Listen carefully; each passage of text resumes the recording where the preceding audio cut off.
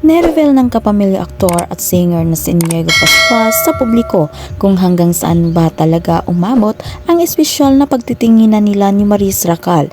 Sa pagkakaalam ng kanilang mga fans, totoong naging magjowa ang dalawa noong hanggang sa mabalita na lang natuluyan na silang maghiwalay. Kaya naman sa pagbisita na Inigo sa Fast Talk with Boy Abunda kahapon ay natanong siya kung naging girlfriend ba niya si Maris. Kaya inaalala pa ni King of Talk na si Tito Boy Abunda yung naging panayam nila noon kina Inigo at Maris. Hanggang ngayon daw kasi ay hindi siya sure kung nagkaroon talaga sila ng relasyon. Meron kaming pagkakaintindihan ni Maris noon na sa amin lamang, hindi man yon binigyan ng level pero meron kaming pagkakaintindihan, paliwanag ng anak ni Piolo Pascual.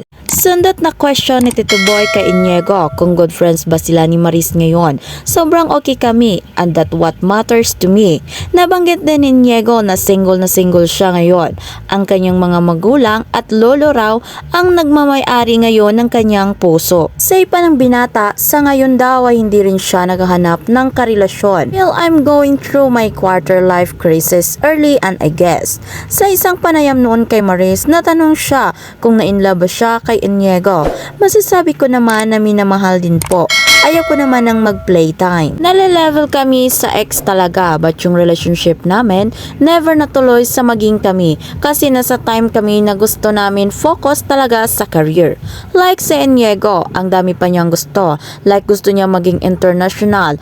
Ayaw din ma-distract, anya pa. Sabi pa ni Maris, sa paghihiwalay nila ni Inigo, nahirapan din kami kasi syempre that means we have to end something. Okay lang yon kasi as long as okay naman kami sa work, friends kami, tanggapin na lang.